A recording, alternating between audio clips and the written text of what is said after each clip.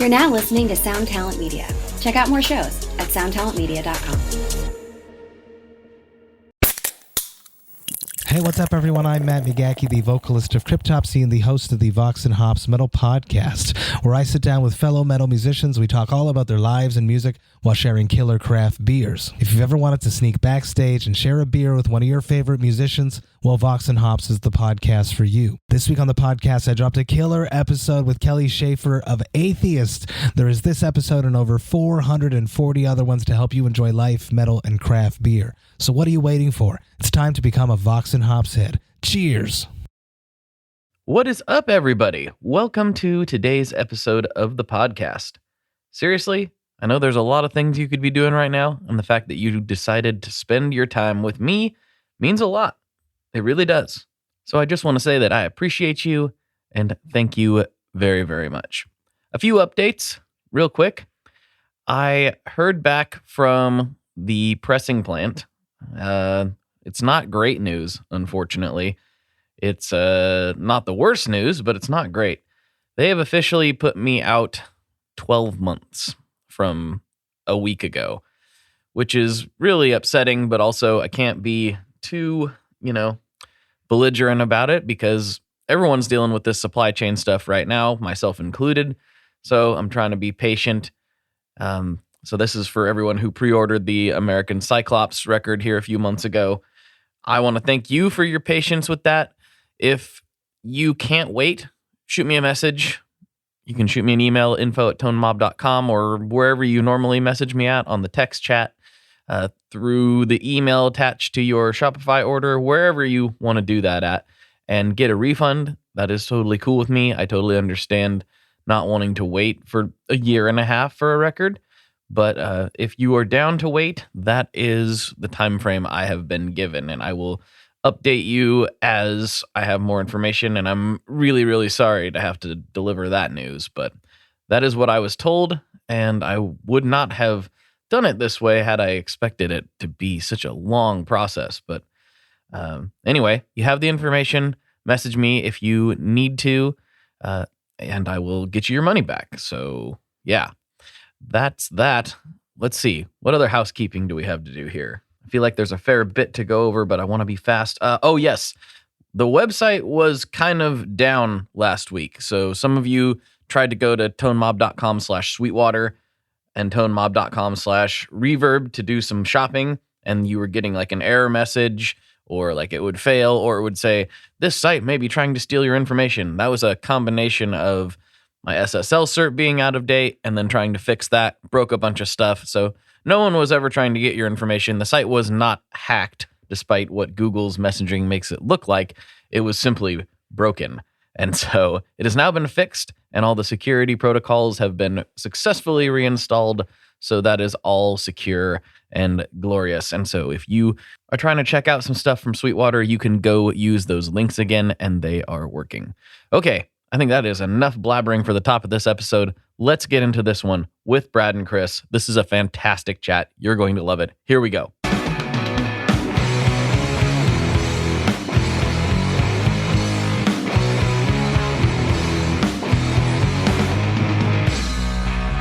Hello, everyone. Welcome back to another episode of the Tone Mob Podcast, the show about guitar stuff, occasionally, sometimes.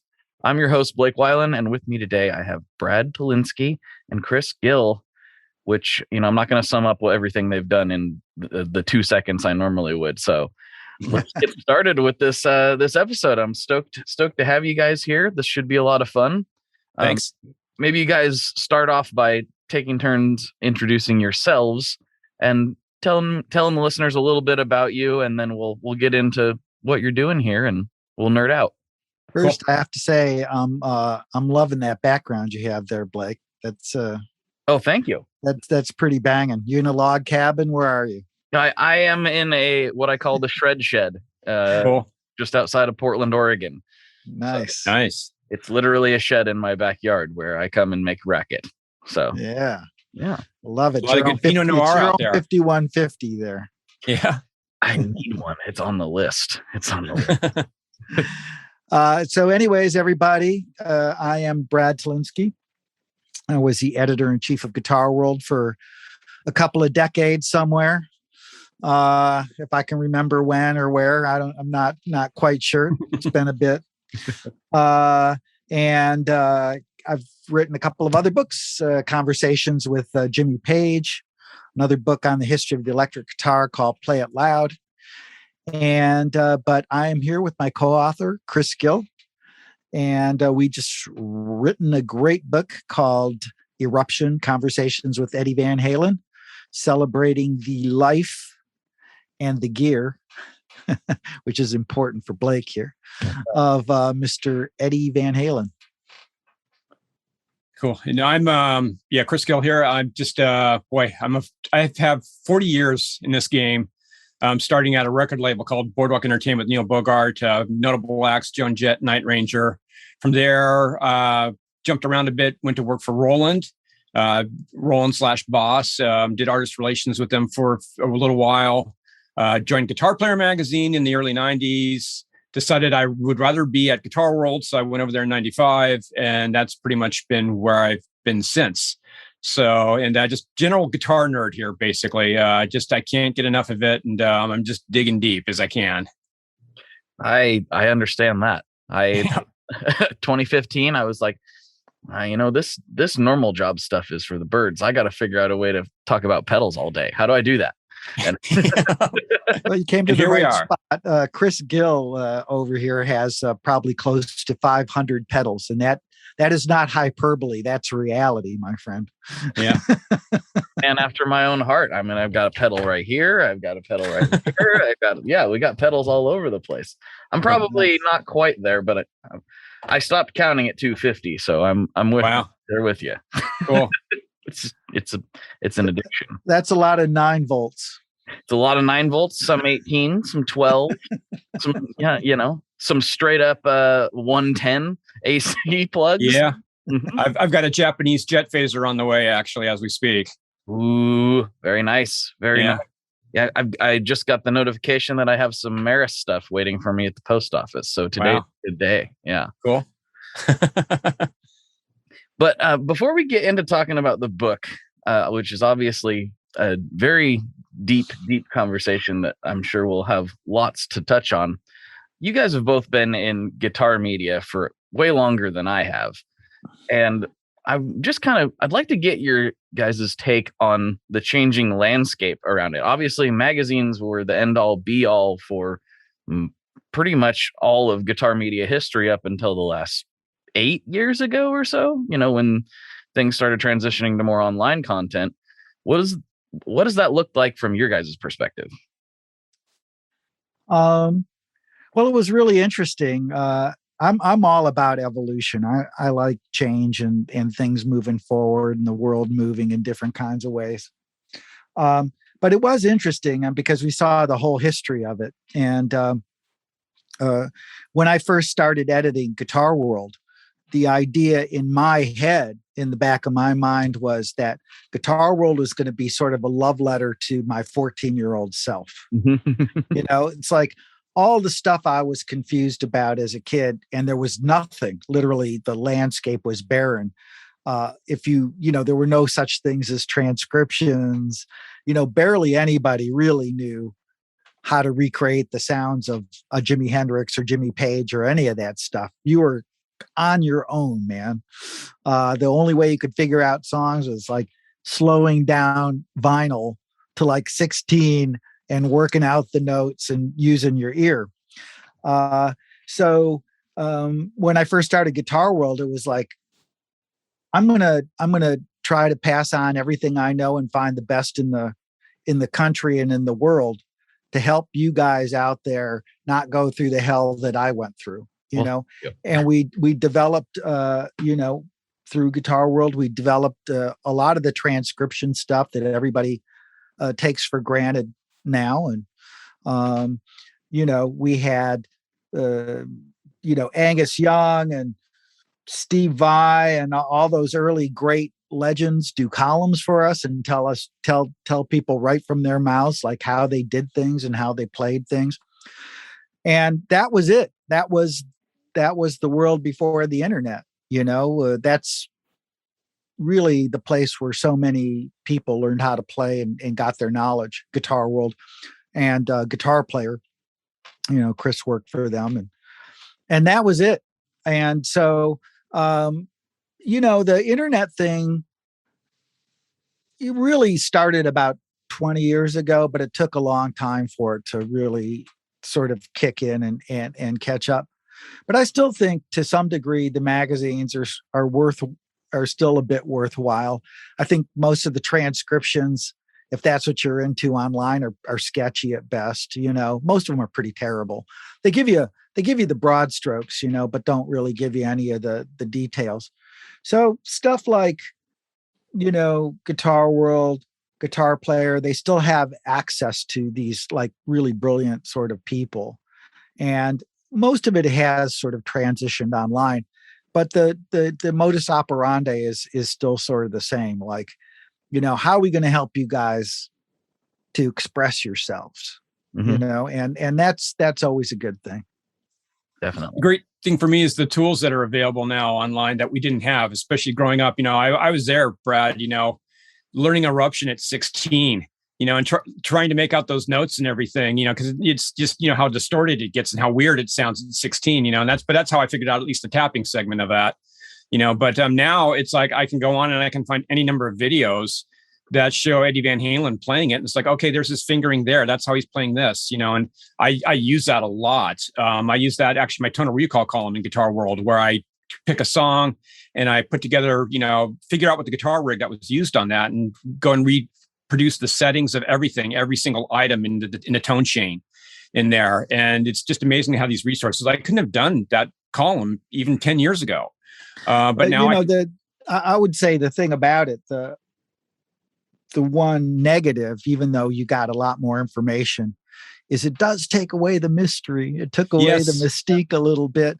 It does. And I think to some degree, that's why you have, when everybody can play the guitar and everybody knows how everybody makes the sound, it does take some of the sexy out of it. You know what I mean? And I think to some degree, that's one of the reasons why maybe the guitar isn't as prominent as it once was. It doesn't quite have, that, again, that mystique or that sort of mystery about it. That's possible. There's still, I think with the access to all this information now, we've gotten to a point where people will then get the chains, right? They'll get everything and they'll sit down and they'll figure it out note for note. And they'll be like, you know what? I still don't sound like Eddie. So there's still kind of that thing there. And what is, I think, great about the new technology and access to this information is we're getting more music than ever, which is always good for gluttons like me. But also it's getting people to, like, they may have tried these chains. They've experimented with these different things that their heroes used, like I have done, and went, well, I can't do a thing with this the way they do. I have to find my own voice. And I think finding more and more unique approaches rather than people trying to clone, even though that's where they started, which is kind of a weird. That's Eddie Van Halen's story. That's Eddie, was a big fan of Clapton, and he got the Les Paul, he got the Marshall, but he realized I don't sound like Eric, but he went with his sound. He went with, hey, I've got something unique here. I've got my own thing. And he went with that instead. And look at what we got, So that is exactly it. You got to plant the seed sometimes, and people have to come to a realization that either I don't sound like that guy, or I don't want to sound like that sound or whatever, or they're messing around and they find their own thing. And that is, I think, to open those doors up. But also, I guess my column, I'm trying to show people it's not as intimidating as you think. You may be surprised how many great sounds in these classic records are actually incredibly simple rigs, and sometimes they're dirt cheap. That's the other thing, a tiny little amp and a cheap guitar. Some great songs have been recorded with, a rig that probably cost a guy all of $100, back in the day. Oh yeah. I've plugged a little Smoky into a 412. I know what those things can do. Cool. Yeah. I love those. We actually, when Bruce Zinke came out with those at Guitar World, I remember I showed one to Brad, and he loved it. And he contacted Bruce and bought a whole big box of them. We used to give them away to people when we did interviews. Oh man. I gave one of those bad boys to Billy Gibbons. Yeah. So that's what's really unique. Up until recently, it's been well, maybe in the last 2 years, it's changed a little bit, but it's been difficult for us online folks to get access to some of the, what would be considered, I guess, higher tier or more well-known musicians. That's finally starting to change, which is really interesting. But you guys have had consistent access to some of the tippy top of the guitaring world. Has anybody just totally taken you by surprise? You're like, oh, this guy's going to be this way, or this girl's going to be like this, and it was just the opposite of what you expected? Well, sometimes I've been so pleasantly surprised, I have to say. I mean, every once in a while, I mean, there's always jerks, but the cool thing about working at Guitar World, as opposed to, say, having written for Rolling Stone or something, is our agenda is different, which is we'll talk to you about your music and your playing and your creativity and all that stuff. And this is part of the reason why we had so much access to Eddie Van Halen, was because we could speak his language. And that's the place where he felt comfortable. Like you could talk guitar with him, then he would open up about other things. But you sort of meet these people. Although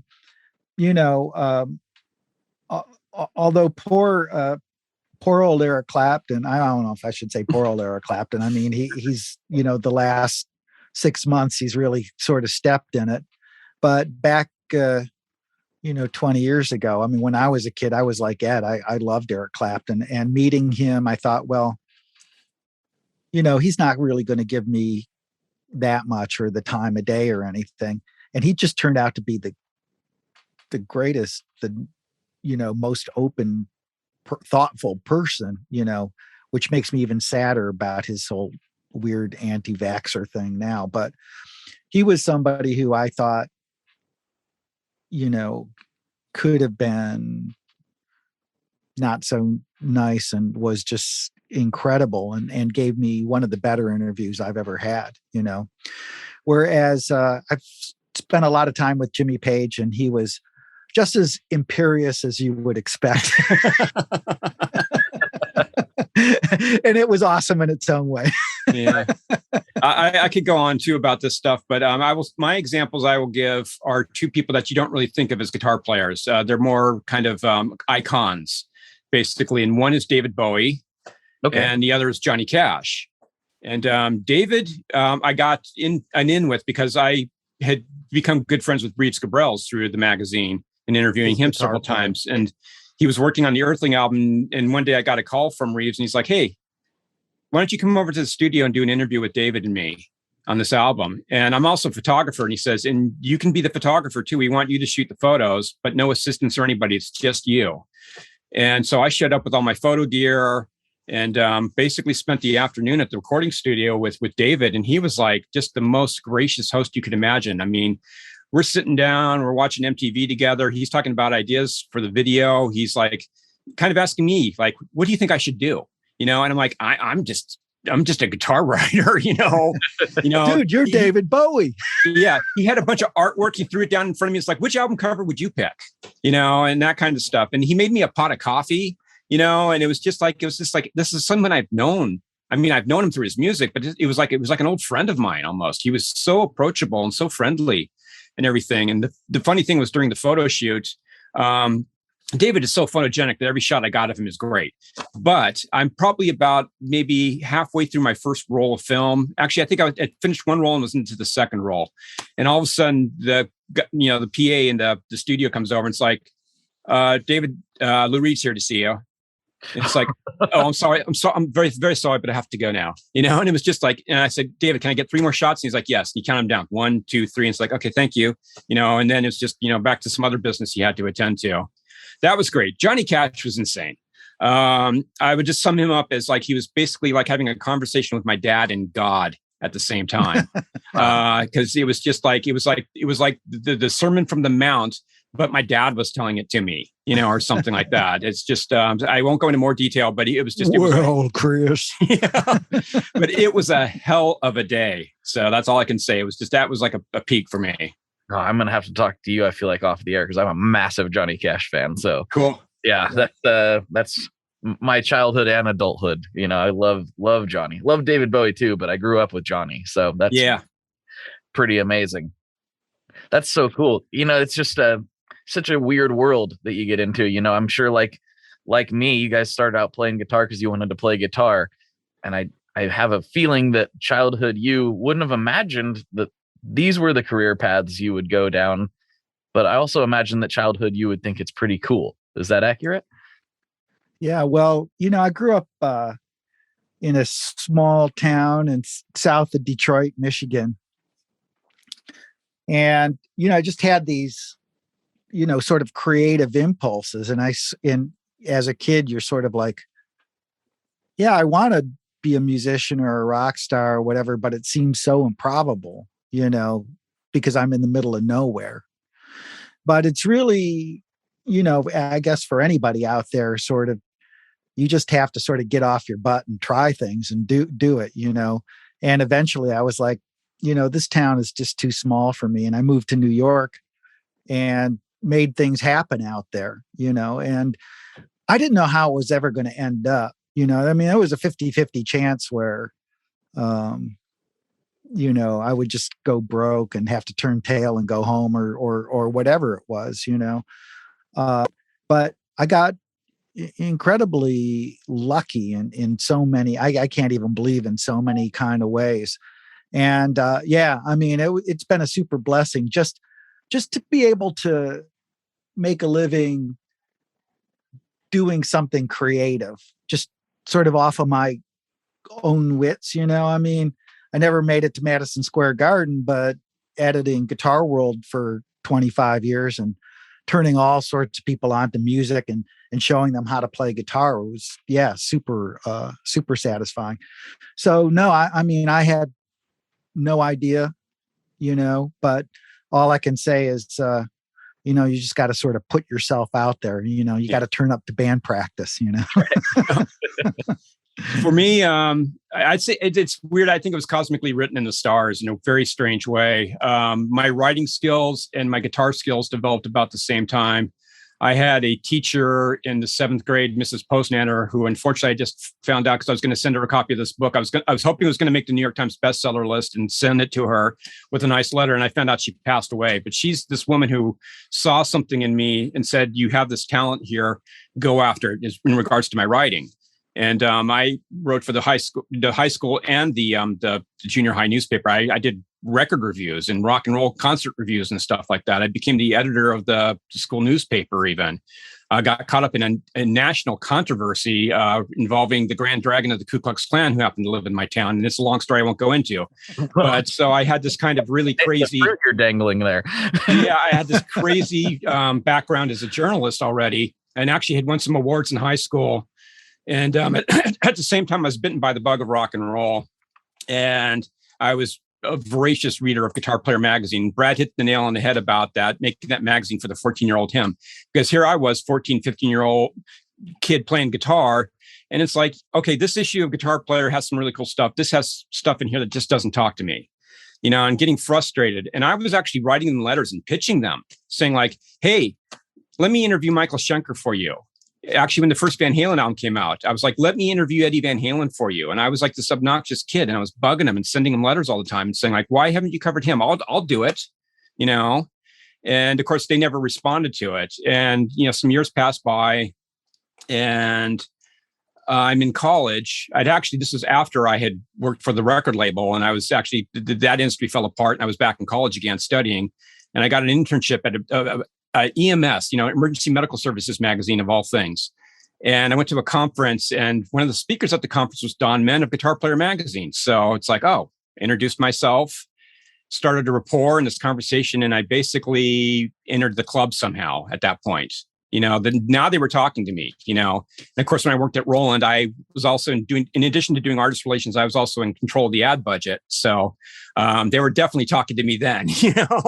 So that's actually where I met Brad and Greg DiBenedetto. They came by the office occasionally to make visits and stuff. And I would drop by when I was in New York to see them.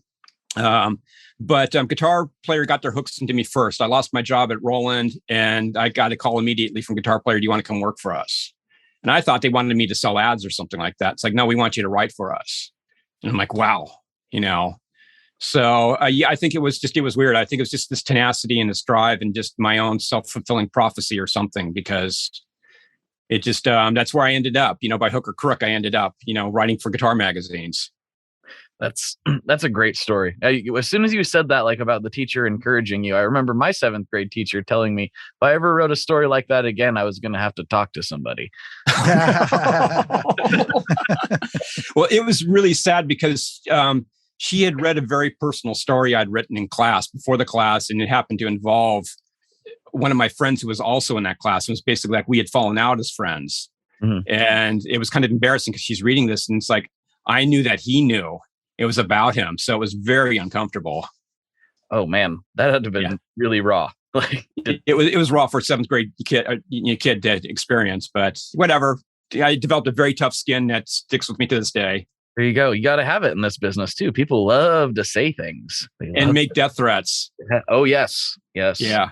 I loved it. I mean, like when we were at Guitar World, like we used to live for like letters that would insult us and tear us apart, and we'd print them. I mean, there's nothing more disarming than that, than just agreeing with people like, yeah, you're right, I'm an idiot.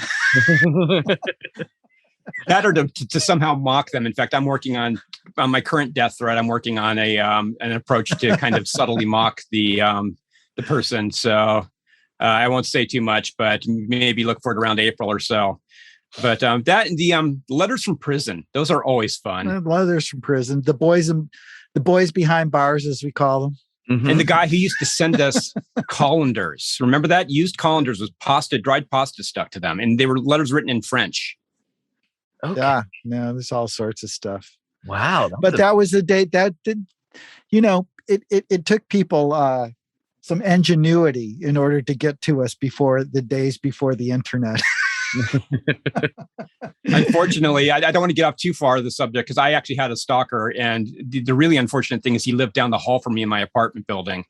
So that's you may actually see that as a movie one day, because I'm kind of thinking of writing a script about this horror script about this stalker, basically. So, ooh, yeah, it was very creepy. Yeah, that's like next level. I don't think I've talked about this super publicly yet, but a friend of mine's a really well-known YouTube gear demoer, and he was at NAMM for the first time walking around, and it's NAMM, and so people get, you're used to people certain, that's where all the biggest guitar geeks, meet. So it's kind of expected that if you're a personality of some sort, you might get stopped here and there, which I think most people are cool with. What he wasn't cool with was like, trying to take a leak. And people like, hey, are you so-and-so? Like, hey, can we talk? I'm like, he's like, dude, like not right now of all times, it's such a weird thing. And then you realize that like, that's what people like Eddie had to deal with every day. Always. Yeah. Yeah. Mm-hmm. I remember I urinated next to David Gilmour one time at a gathering. That's what we should call this show Famous Pissing Stories from the Urinal. Because one of the guys at Roland actually had told me about how he ran into Stevie Wonder at, pissing next to him at the urinal, and he just got so caught up that he tried to shake the guy's hand while the guy's holding his dick, while he's peeing. It's like, oh boy. It's like, yeah, bad move there, bro. Yeah. Well, hopefully he didn't see it. That was... We know he didn't see it. I mean, come on, we know he didn't see it. Don't know that. See that one coming. We don't know that. Have you seen the conspiracy theories? Yeah. Okay. True. Okay, he's blind. Let's be honest. Well, let's get into the book a little bit here. So you two have spent probably, I would estimate, more time with Eddie than probably any other journalist. Is that safe to say? I mean, it's probably hard to know for sure, but that'd be my estimation. Yeah, I think so. I mean, Ed liked, both Chris and I, and felt like he could trust us and talk with us, and he knew that we could sort of speak his language, and it wasn't like we were just sort of kissing up to him, because he was pretty honest. You could ask him just about anything, really, and he would answer you pretty honestly. maybe certain things about his amp that he just didn't want to let out, or this and that. But on a personal level, he was fine. As long as you printed the truth, and he could rely on Chris and I to be fairly honest and straight up with him, and that appealed to him. And actually, I found out this just 2 days ago, and I hadn't heard this, and I found it, because it was the first anniversary of his death, sort of touching that he did this. He wanted to do this one sort of promotional video for EVH, and the only stipulation he gave them was that either Chris or I conducted the interview for it, and somehow, even though I've talked to Ed a lot, you almost think that maybe he doesn't really think about you any other time other than when you're doing this interview for his promotional purposes of the magazine. And it's nice to know that he really regarded both of us in that fashion. And there were times when he was coping with a lot of things. And this is in the book. We call it The Lost Years of Eddie Van Halen, where he was dealing with, sobriety and dealing with, some health issues. And he had his marriage was falling apart and all sorts of things were going on. And he wanted to let the fans sort of know what was going on with him. So he invited me. I spent like a few days out at 5150 during that period talking to him, and really, was, sort of gut wrenching, the whole thing, and, so he had a particular trust with us. And I think, when he wanted to talk, we were the guys that he went to. That's the thing I think about Ed was the guitar was kind of like the secret handshake with him. With Brad and I both being guitarists and running with guitar magazines, and guitar playing, this major role in his life. He liked talking with us. We weren't the standard music journalist, or even just, pop journalist or whatever, writer that showed up. We knew what he was talking about. And if he wanted to go on about 6 CA7 tubes, we were right there with him, and keeping up with him and maybe even challenging him a little bit. And he liked that. And that was the thing that kind of got him to open up on this other stuff. And that's the thing that, even some of these other writers that didn't come from that probably wouldn't have been able to kind of get through that door, that gate, and that's, that really, he did give us an opening, and we got access to him. And that was the main thing, I think. You think about the last 15 years of his life, and if you really look at the interviews that he did with other sources other than Guitar World, they probably don't even add up. All of them combined add up to the interviews that he did with Guitar World. So that was the thing. We spoke with him almost every year. I mean, people had given up, for the most part on the guy, and we were still there with him. The world had just kind of forgotten him, and we were still like, he's Eddie Van Halen. Let's give him a forum, to speak. Let's find out what's up with him. And we were always checking in on him, and he was checking in on us. And the last 20 years, he wasn't creating a lot of music, but he was doing a lot in terms of amplifier and guitar technology and development. And it's really interesting. It made me really reflect on this yesterday. Seeing the lack of media coverage of the anniversary of his death, or really, remembering him anyway. And that's mostly because most of the media, entertainment media, doesn't quite understand his contributions to the music world. They do know him as this sort of smiling guy that wrote these, big hit songs in the 80s, but they don't really understand the ramifications of his what he did for the electric guitar. And the electric guitar is really, probably the most important instrument culturally of the last 100 years. And here is a guy that completely reinvented it in so many different ways, technologically and playing wise and technique wise and all these different things. And whether you know it or not, you've been touched by his inventions and his creations, and that's something that just ends up sort of going over the heads of pop media, sort of just pursuing the next bright shiny thing. So that was another reason why Chris and I felt super compelled to write this book, because we were uniquely qualified to present him equally as a man, as a person, and present the emotional story. But we were also able to write about the sort of technological and musical things that he brought to the table. And we were certain that if somebody came out with an Ed Van Halen book and it wasn't us, that it would just be all about the gossip. It would just be about his fights with Sammy and Dave or his substance abuse problems, or it's the sensational stuff, and that the whole story of his contributions as an inventor and a creator would have just been blown by the wayside. So it was really important for us to get this book done and get it out before somebody made a bunch of out of his legend, Right. I was just having a conversation with somebody yesterday who's involved with Les Paul. They're selling the Les Paul #1 guitar at Christie's next Wednesday. And it's the very first Les Paul. This is the one that Gibson brought to Les Paul up at the cabin up there in the Delaware River Gap to him and Mary Ford, and asked him if he wanted to, join up with Gibson and produce this Les Paul guitar. And we were talking about the importance, kind of comparing notes, because those two are very much the same in many ways. Ed Glass.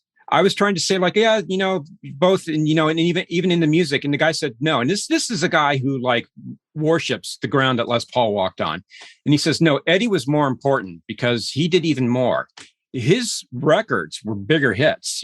Les had a couple hits, but Les did great music and great playing and everything like that. But he was nowhere near the superstar that Eddie was on the songwriting thing. I was just looking at a list of Diamond certified albums, and there's only 22 different artists that have more than one Diamond album. And one of them is 10 million sold. Yeah, 10 million sold. And that's one of them is obviously Van Halen. The Eagles have 3 Diamond certified records, but 2 of them are greatest hits packages. So, the Van Halen stuff is, it's the first album in 1984. So they're really in this very rare group. And of course, Eddie played on the best-selling record of all time, Michael Jackson's Thriller. He played a very crucial role in the breakthrough success of that record, the crossover success of that record. And I compare Eddie, I see he's kind of like Mozart meets Thomas Edison. He's this brilliant composer, a brilliant performer and player and entertainer. But at the same time, he did all these inventions. He did all these innovations. He really pushed the direction of the guitar, from 1978 onwards, the Super Strat. That's his design. It was important for us to talk about his, cultural relevance. Yeah. And not just this guy that smiled and did tapping on the guitar, which married, is the way married Valerie Bertinelli, Yeah, that's sort of how he's viewed. And we were right. I saw there's another book that came out, and it's another Eddie Van Halen so-called biography, and it's just cut and paste of all the salacious stories. Oh, the time that Eddie nearly OD'd, whatever. There's 3 pages on Mitch Malloy, 2 pages on Gary Cherone, not a single mention of the Frankenstein guitar, not a single mention of his EVH company. That to me is just absolutely backwards. Yeah, it's in talking about innovators. You were comparing Les Paul and Eddie. Les Paul was super important. He was one of the people that helped get this thing off the ground. Yeah. It wouldn't exist in the way that it does without Les Paul. But Eddie literally changed the way people think about the instrument altogether. Yeah. Altogether. What was really sort of interesting was I can't go into too much detail about this, but a technology company reached out to me last year, and basically with the idea of how can we reinvent the electric guitar? How can we reposition it? And I got to tell you, like, to think of one thing to improve upon is hard. Mm-hmm. Oh, yeah. To reinvent the whole thing, which is essentially what he did, is ridiculous. Something so familiar, and then say, okay, I'm going to make you think about this instrument in a whole new light. That's serious stuff. That means you're in a very, very rare class of people, over the last 100 or 200 years. And, that has to be remembered when it comes to Ed's importance. I think what's interesting about Ed too is, like, to everyone listening to this show, basically, this is like no duh. Like, we all know that. Every guitarist knows that. It's strange that such a significant cultural impact was made by one person, and the general public kind of has no idea. No. Like, the music that they listen to in hip hop or in pop or in anything else was influenced by Van Halen too. Like, all the things that we're hearing, it was impacted by Ed in some way. And it's strange that it can be so important, and yet, like, my mom doesn't know, Yeah. It's just It's funny. I kind of forgotten about this. And I was just thinking the other day of it. Even you remember Tone Loc, Wild Thing. Mm-hmm. And what was it? Funky Cool Medina. It's Funky Cool Medina actually sampled Kiss, but Ed actually helped Gene write that song.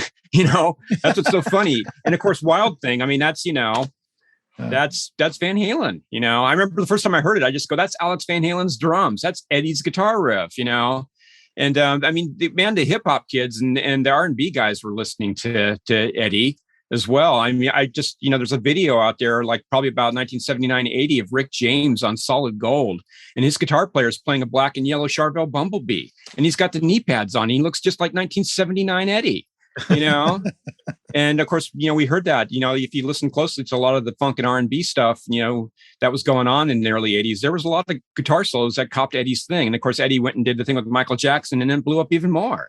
Mm-hmm.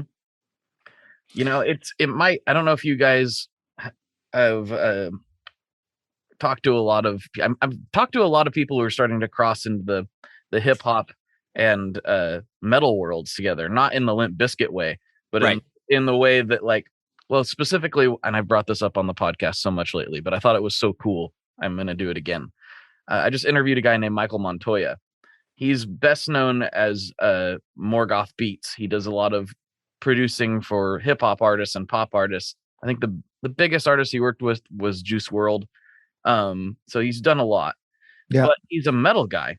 He comes from the metalcore world. He has a band called Winds of Plague. He's like all tatted up. He's a total metalhead. And he really encouraged me, because he's working with all these higher level artists now. And he's like, more and more in the last 3-4 years or so, they want guitar. Yeah. Like, everybody's wanting guitars, like, getting really cool again, cooler than it was maybe 5-ish years ago. He's like, the kids are wanting guitar. The kids are wanting to play guitar. Some of these SoundCloud rappers have spun off and made emo bands, like full blown bands. And it's like, oh man, I hope that we're at this another shifting point where guitar gets kind of catapulted back into the mainstream. I do think that the thing that guitar players have to also sort of meet that halfway. I had a really interesting conversation with John Mayer about guitar recording. And John, whether you dig him or not, like some people just hate his guts or whatever, but he's a good guitar player and he does a lot of session stuff. And he was telling me, sort of the last 5 years, especially, he goes, if he walks into a studio, like, on a pop gig or doing some stuff, hip hop stuff, and he brings in a guitar and an amp, he goes, that stuff almost never gets used. But if he plugs into software, amplification, that almost always gets used, because the digital works with digital. And, like a mic'd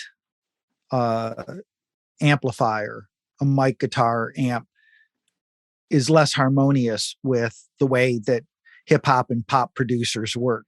So he found that the sounds, that it was easier for those kinds of producers to work with a digital signal, than it was working with a guitar going into the amp, because the sounds just didn't blend as well. So, I mean, I do think to some degree, like, as software amplification and that stuff also becomes bigger and more popular, it makes it easier for different kinds of more contemporary music to work with guitar players. So it's sort of like an interesting learning process. It'll be just interesting to see where that all goes. For sure. I wonder if some of that has to do with the fact that, you can plug straight in and maybe he's monitoring through whatever amp model he wants to use, but they don't have to use that in the mix. They can take what he played and put whatever amp they think fits it better on it, or direct in, or whatever they want to use. They can take that signal and modify it.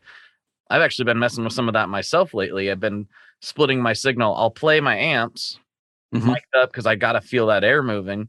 Yeah. But I split it through a DI and also run a direct, so I can fiddle with other weird infinite combinations in the DAW as well. So I do understand that. That's very interesting to hear him say. Yeah, I've been messing around with the positive grid stuff, and sounds are great, man. It is a little different head though, and I do hear what you're saying about that, and John wasn't, to his credit or to his point, wasn't really making a value judgment. He was just saying, that's what I've discovered. I bring in an amp, it doesn't make the track. When I don't bring an amp, somehow the producers feel more comfortable working with that digital file. Mm-hmm.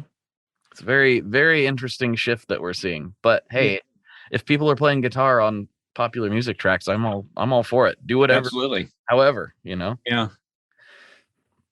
So let's talk about, I know most people probably wanted to focus on Eddie's gear if we were going to focus on gear, but I kind of want to know, you just mentioned you're playing with the positive grid stuff, but like, what's getting your gearhead lusts revved up these days? Like, there's never been a better time to be a guitar player as far as gear. Absolutely. Yeah.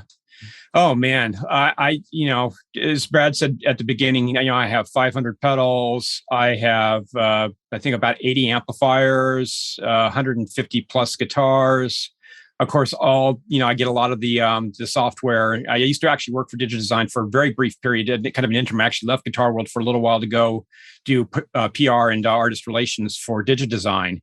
At kind of at the peak of the mixing in the box scenario, which you're talking about, 98 to 2000.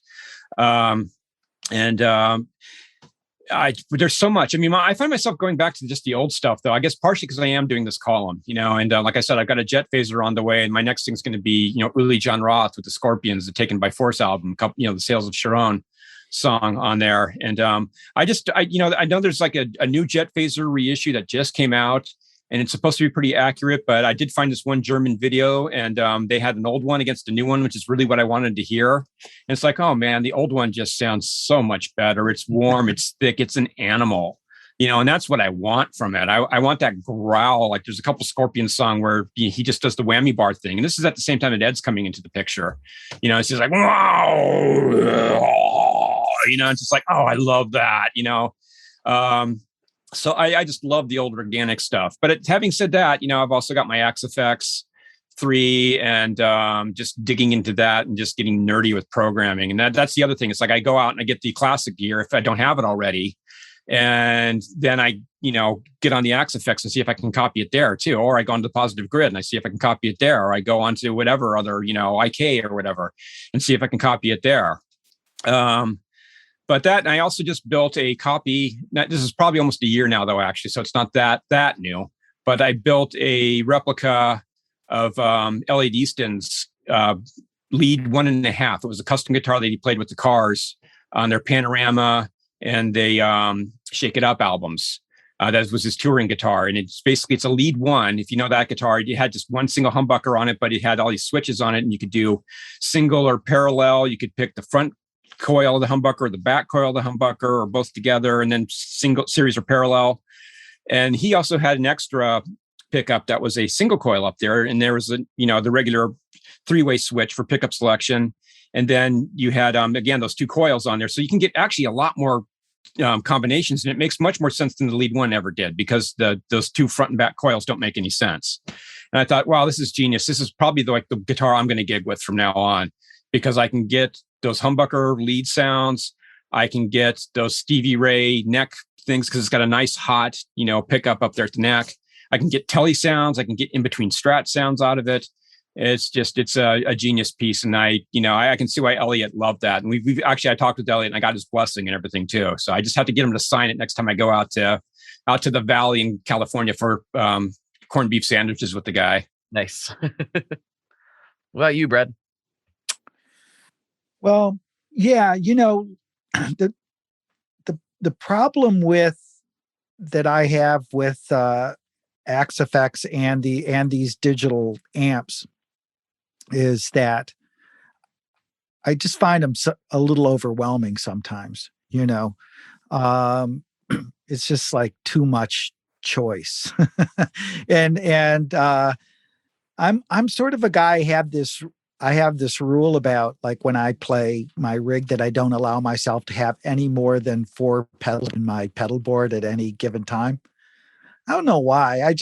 Because I think like to get the most out of a pedal or a sound or an amp, you have to work with it. Like there's the surface of whatever it is that you're working with. And then there's the deep creative stuff.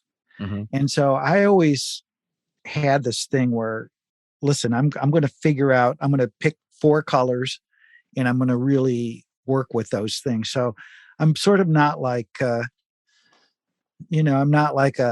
not like quite like Chris. I'm not as much of a gadfly in that kind of way, so I like to focus, but I do find that the software amps are fascinating. You can get a lot of great sounds.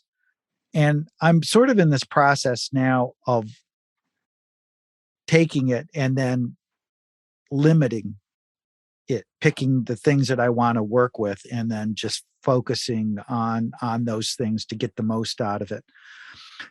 I don't know if that makes any sense. But on the opposite end of the spectrum, for years, my main guitar was a Les Paul, and I've talked about this on the show. I've talked about this with Chris on some of the different podcasts. Just in the last 2 months, I've picked up a Stratocaster for the first time in I don't know how long, and I'm really loving that. I'm really loving that sound. And I used to think it was cheating in a way, because, like, to me, it's so easy to get a good sound out of a Strat, and that Gibson guitars are more of a blank slate. You have to work hard to figure out your tone.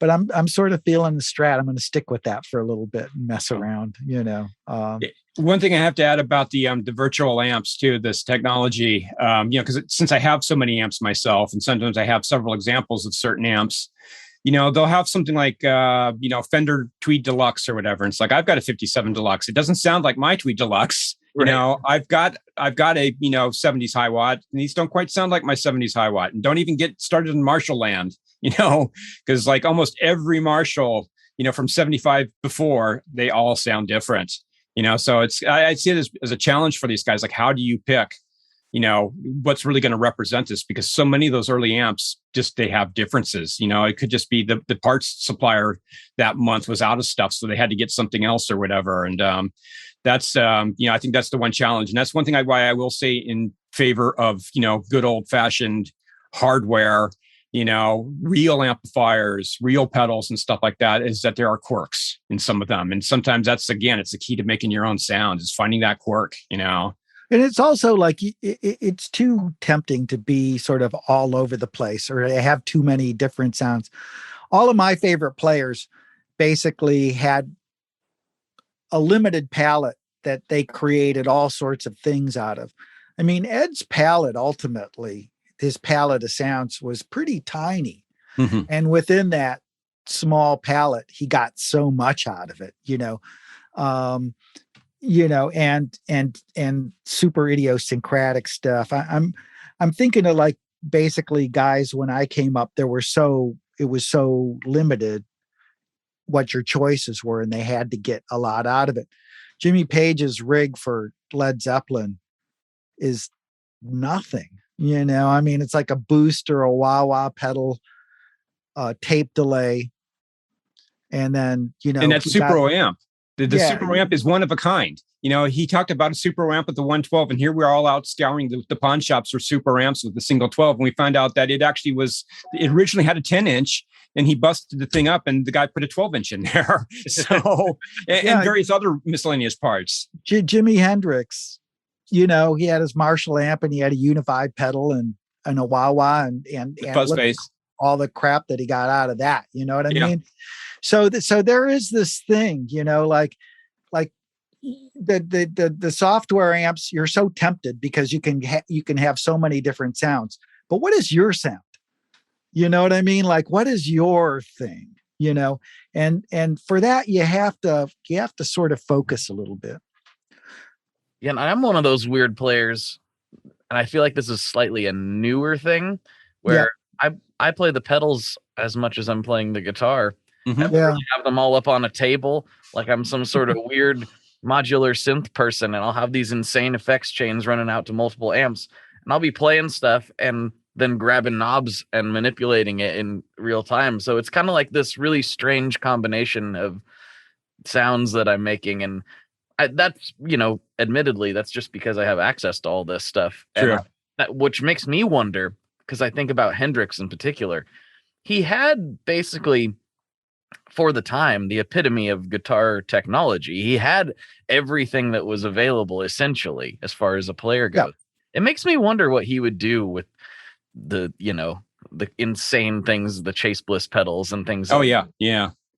It's funny you talk about that, because in 1980, I was in a punk band in Dallas called The Devices. And we had this song called Dan's Van, and Dan was our drummer, and I had this MXR, the green analog delay, and I did an analog delay solo in that song. And I was just turn the feedback all the way up and then mess with the rate control and everything like that. And it's just, I'd get the guitar feeding back, and then I'd get the delay feeding back. And then I would just sit there and manipulate this thing and make all these chainsaw noises. And that's, you're speaking of the love there, Yeah.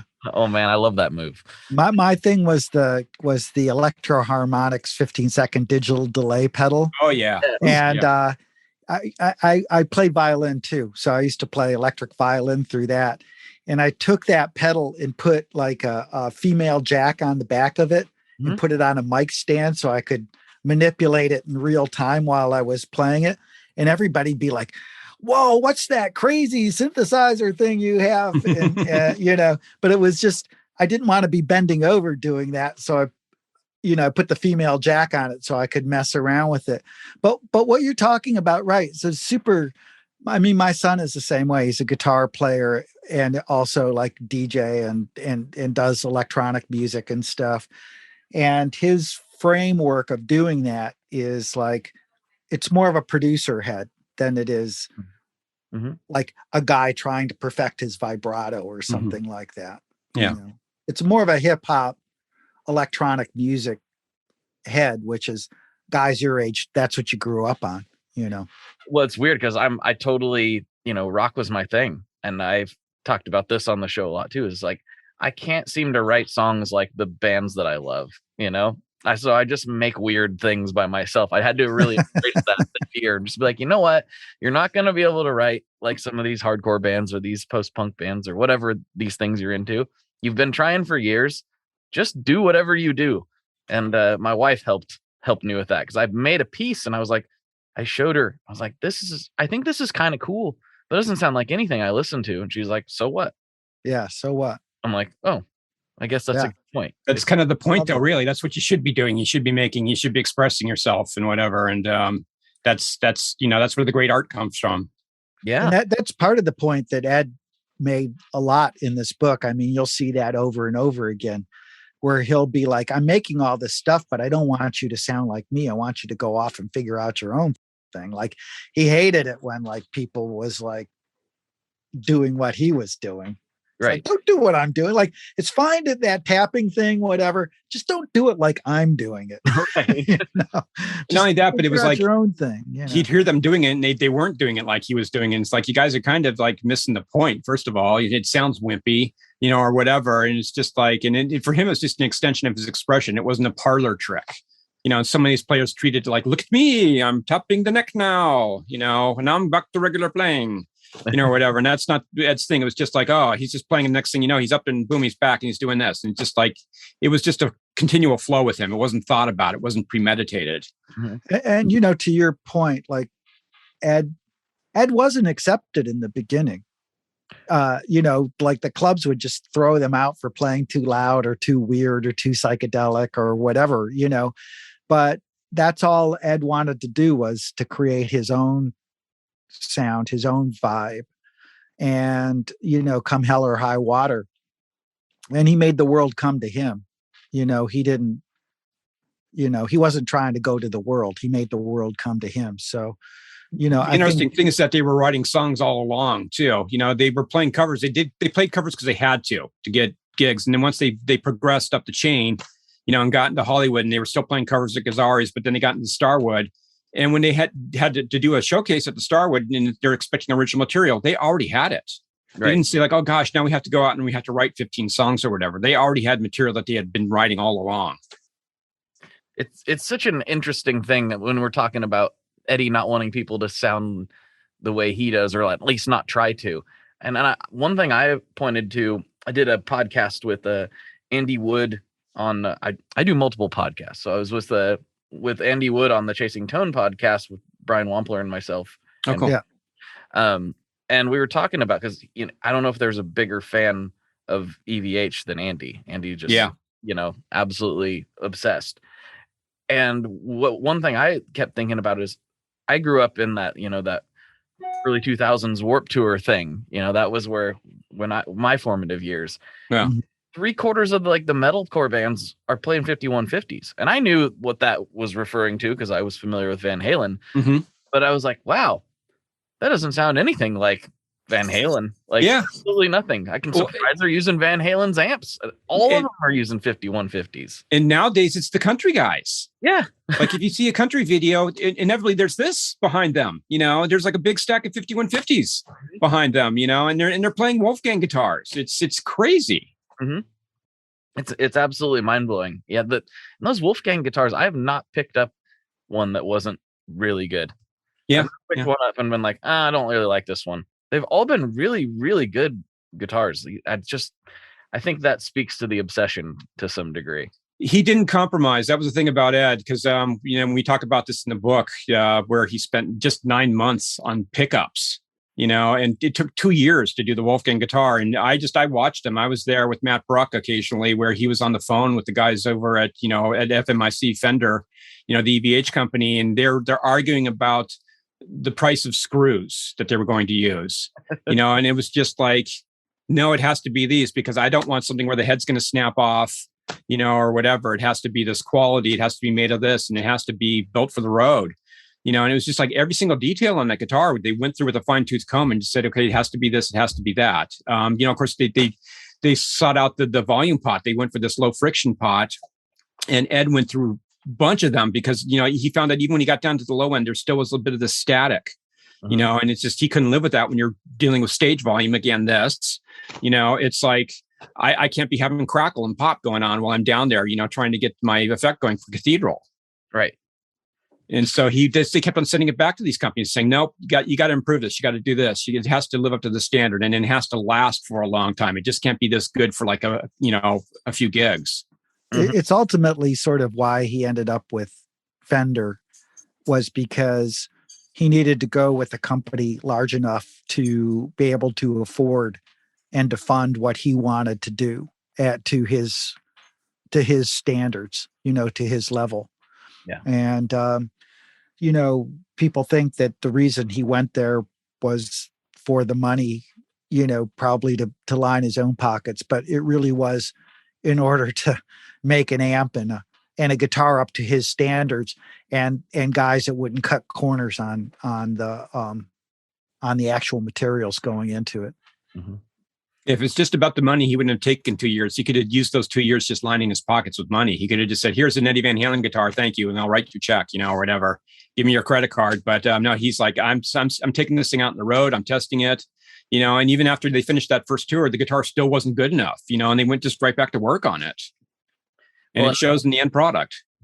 That's also a silly argument too, because as we mentioned before, diamond selling artist, I think he was probably fine. Yes. I don't think this was not a financial thing for him. Yeah. This was, sure, it's a company, it needs to make money, but this was something he wanted to do because he wanted to do it. He wasn't exactly hard up for cash at that point in his career, It was definitely something that he wanted to do. I had actually pitched him on a certain very high-end book project that was, these books are going to sell for like $500 to $1,000 a piece. And Ed could have easily pocketed, $2 million for just being involved for about 3 hours in the whole thing. And I would have done all the rest of the work. And he was just like, no, I just, I'm not there. I don't want to do that now. And, it wasn't about the money for him. It's just, he had to be into it. Right.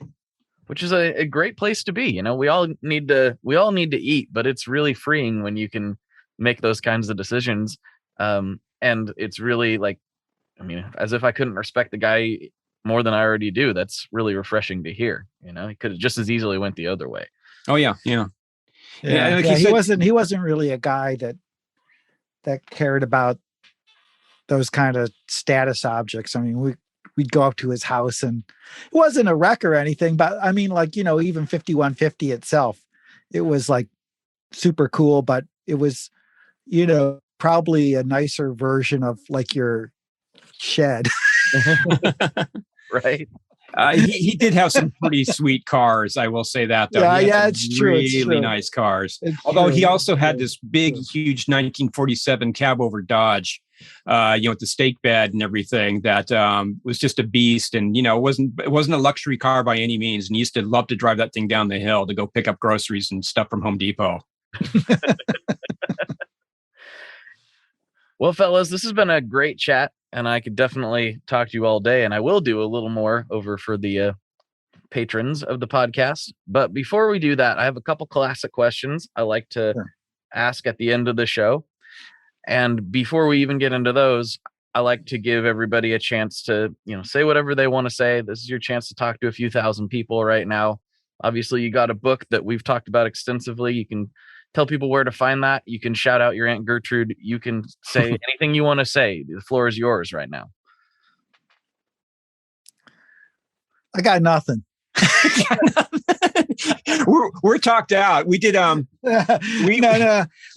Look, this has been, we've had people say, what are you guys doing next? And all that stuff, and we're like, what? We just spent a year working on this thing. And to be honest with you, 2 years. 30 years. Yeah. 30 years working on it. It's really freaking important to us. And not just in terms of the sales of the book, but literally, it was important to us that people got the full view of this, genius, 20th century genius. And, even if you aren't a huge Van Halen fan, I guarantee you'll be sort of inspired by this story. And if you're a musician, it'll make you look at your instrument in a different kind of way. So, just encourage everybody to go out there, pick the book up, order it. It's on, it's on Kindle. You don't have to buy the book, or it's on audio if you can't read. Judging from you, there's probably at least a couple of people out there that your fans that can't read. I'm no kidding. Or at least they're really big fans of audio format. Yeah. I guess okay. For me, that's why we're here. I think for me, the thing is, I've been working, especially in this book and with what's been going on in the world, kind of in isolation quite a bit these last couple of years, and especially this last year and a half. But to come out and with this book and come and find people like you, Blake, and this great community of people out there and these fans and everything, and to realize there's a lot of brothers and sisters out there who feel the way that we do. It's really great. And I love the civil conversation. I don't appreciate the death threats. Come on, people. It's a guitar, it's music. I'm these guys, I won't get into the details, but we're basically, someone's threatening my life over who is the maker of a plank of wood. That's not the big stuff here. The big stuff is people like Ed, the people who gave us so much joy and everything. Let's share the joy together. And, we can talk about who used what on what and how they did it and whatever. And we can have a good, civil conversation about it. And that's great. And we're all going to learn something. You may think you know something and you may find out you've learned something. And I'm welcome to people. Anybody who wants to look at my work and say I'm wrong about something, I honor that, and bring it to me and let me know. And you might teach me something, and I might teach you something because my perspective might be a little bit different. I might have a little bit different set of resources than you have. And we find these things. I'm making discoveries about Ed to this day. Photos are appearing, and that's great. I love that stuff because it just tells us a little bit. It's another piece of the puzzle that helps us figure this stuff all out. And let's keep the community going. Let's keep the discussions, and let's just all be nice to each other. Thank you. Yes, please stop arguing in the forums. Doesn't matter what chips in your delay pedal. Anyway. Exactly. Well, I will say I'm about somewhere between a quarter and a third of the way through the book so far, and I kind of had pretty high expectations of it, honestly, given your guys' history, and it's been better so far than I even anticipated that it would. And I was definitely going, this better be good, We did our work. We really did a lot of research, and that's what I was kind of alluding to before. Is I just did an article that was in Guitar World. It's now online. It's been for about 3 or 4 days now on the origins of the Frankenstein guitar. That was a byproduct of this book. That it was a little bit too guitar nerdy for the general audience that we wanted to, we did this is the stuff that will make the average person out there's eyes glaze over. Right. And again, you're talking about makers of a plank of wood, and what type of pickups and, this progress and everything that came along. But we wanted to make sure that every detail was accurate as what we know. Finding out the actual date when Ted Templeman did see Van Halen at the Starwood. And I've seen other stuff out there, but I questioned it. I just want to make sure it was right, because I don't just see something and say, oh, someone said it, that's what it is. I had to know, that was the case. We really dug deep with this book, and it's for everybody. We know this is going to stand the test of time, and we want to make sure that we got it as right as possible from the first go.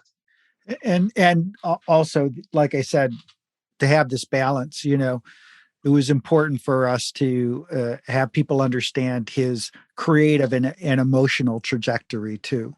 If you've read the first part of the book, you read the section about how he was an immigrant and came here and couldn't speak the language and was bullied by kids and had to deal with social anxieties of those situations that sort of drove him inward and made him focus on his playing and his creativity. And all that stuff follows throughout and has ramifications throughout the rest of his life and made him the person that he was, for better or for worse. And so, sort of working on the balance between both of those things, which I think is really what creates a great artist or a musician, right? It's the emotional inner life combined with the discipline to become a master at your instrument that makes for super meaningful music. Absolutely. And that was the thing. It's the whole picture of Ed. We wanted to fill in the holes around him. Brad and I realized together that we filled in a lot of the holes collectively with our separate interviews. Brad and I each could not have individually written this book. We needed each other to do it because we had this balance of information. And then together we worked to get that extra stuff that we didn't get from Ed. I mean, the idea with this book was to tell as much of Ed's story in his own words. If we were to sit down and Ed was actually to hire us to do an autobiography, this is what he would want, and we had the interviews like you would do with someone when you sit down with someone to do an autobiography. We had that material. We just had to kind of fill in the spaces where we can't unfortunately go back and ask them, can you tell me a little bit more about this period? So we had to find out some of that. Mm-hmm. And we did that also with the adjunct interviews that are in there too. Those are, again, they're there not to tell those persons' individual stories of how important they were to the whole wider world of Van Halen, but how they related to Ed. Right. Well, you guys did a great job. I'm really looking forward to wrapping the whole thing up and having a better understanding of how Ed's impacted myself, honestly. So it's a really good read. I'm really glad you guys put the time into it, and I'm glad you took the time to come on the show today. Yeah, man. Thank you, Blake. Thank you, Blake. Mm-hmm. And with that, we have some classic questions for both of you. Yay. Cool. Okay. One's pretty easy for most people. The second one gets a little dicey. First one is, what is your favorite Boss pedal? Oh, I'm going to answer that right off the bat, and I'm going to make a lot of enemies. The Boss Metal Zone. Yeah. And I had a little part in that. So that's I'm biased. So I helped them actually with the EQ on that. And that's the key to that pedal. Mm-hmm. Don't just set it all to the dummy setting. Don't turn everything all the way up. You've got to sit there and finesse the EQ on that. And that was the modus operandi of that pedal, was to be able to get certain tones and everything in a certain tonal range. It's not perfect, It's, unfortunately, working at Boss, some things do get lost in translation. But for me, that's just that. And also, I'm going to cheat here a little bit, but also the what I think was the PN2, the swing pan. That was my idea that came after a post-NAMM meeting with the Japanese engineers. And I said, Boss needs to make a tremolo pedal. And they didn't make the tremolo pedal I wanted. I wanted them to base it on a Fender type of tremolo circuit. Mm-hmm. And instead, they just basically did this, crazy square wave or, sawtooth wave panning pedal. It took them probably all of 10 minutes to go back, from a bathroom break to come up with the circuit for it. But I love the fact that a lot of people embrace that pedal. And some artists I really love, actually, like Johnny Marr, for example, have used it. So that I love that too. Nice. Okay, so I'm going to set aside the tuner, all right. Which it's important. It's important, and I'll even set aside the digital delay. Oh, okay. Because I love the digital delay, but that's really boring, right?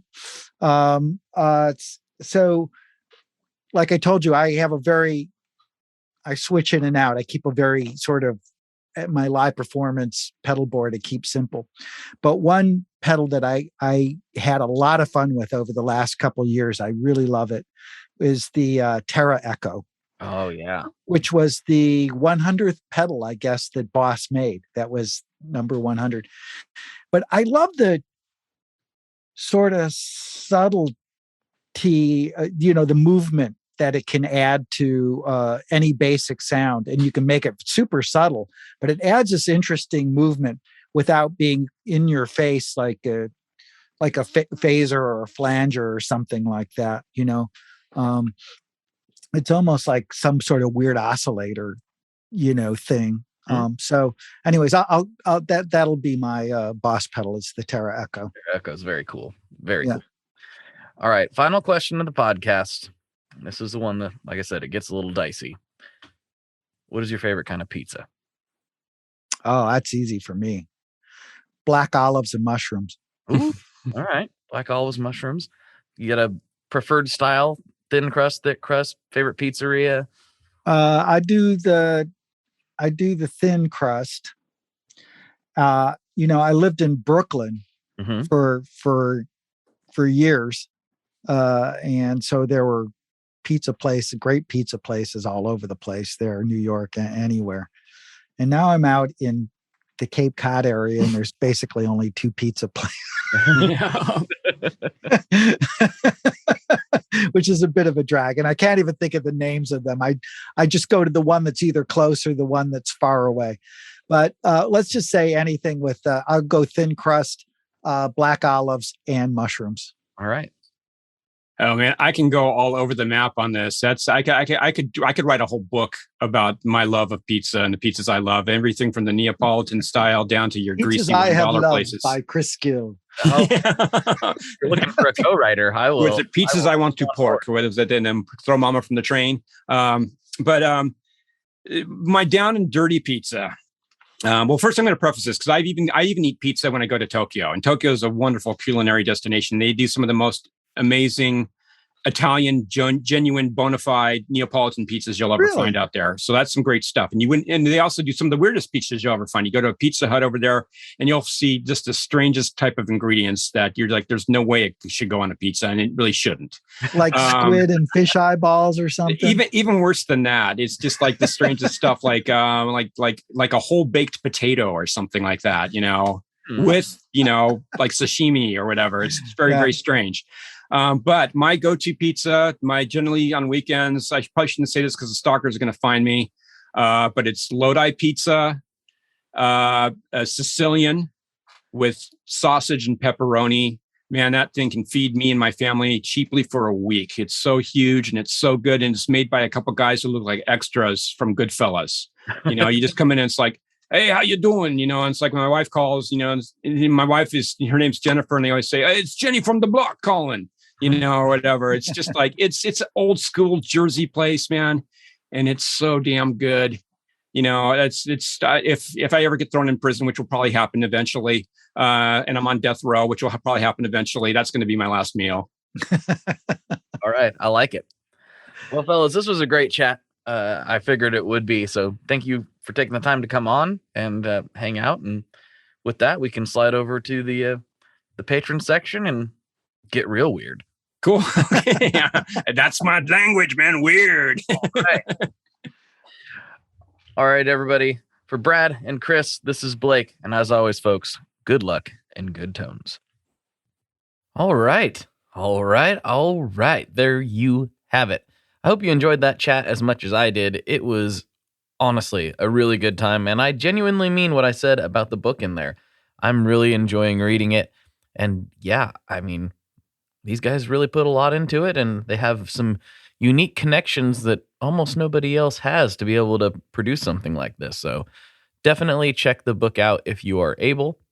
And if you would like more of this conversation, and trust me, you do, if you want to hear about John Anderson going to visit Frank Sinatra and then, basically David Lynchian moments happening, you are going to want to check out the premium content, whether that is on Apple through the subscription or on Patreon. Either way, it helps support the show significantly, and you get extra content beamed to your ears every week. And it's super easy with the new Apple subscription option. If you are using Apple Podcasts, which according to my downloads, that's what most of you are using, you can just go in there, sign in with the one touch, and just be done. You don't have to log into another website or anything. And again, that will come right to your podcast player, and it is all groovy. For patrons, though, there's a few different levels. It gets a little more complicated, and then you can direct message me and do some other things. They're the same price as far as that goes. As far as getting the extra content, it's basically the same price, and it help support the show and keep this thing going. It honestly means the world to me that anybody cares enough to get that extra content. And there is a lot over there. So please check it out if you're able. If not, I totally get it. But please do tell your friends about this show. Spread the word. Get it out there. The more people that subscribe and check this thing out, the more likely we can get the next Eddie Van Halen or insert really cool person here on the podcast. The bigger this thing gets, the more opportunities there are for epic conversations that you can't get anywhere else. So please, please, please tell your friends. And without further ado, let's sign off so you can get to whatever you're doing next. All right. Bye-bye. Thank you very much. Appreciate you. One last thing before we totally sign off here.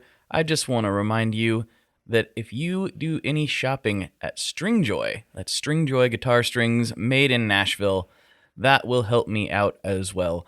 As I've said for years, I'm heavily involved in that company, and I really do think they're making the best products on the market.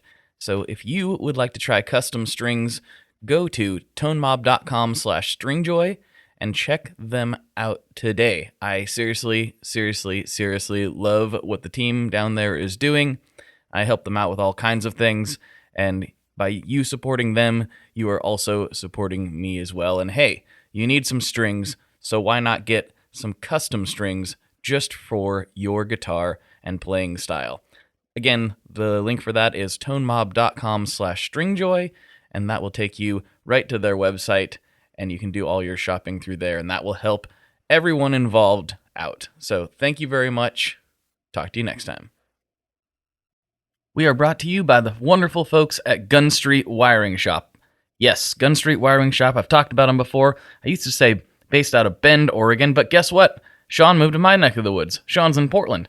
Sean is awesome and has helped me with a bunch of stuff lately. And if you have wiring needs for your guitar, he can help you too. If you want to get weird with it, he can get weird. If you just need to spruce things up a little bit, there's your guy. He takes all the guesswork out of doing your guitar wiring, and he makes it simple, and his customer service is top-notch, and I can't say enough good things about Gun Street as a company.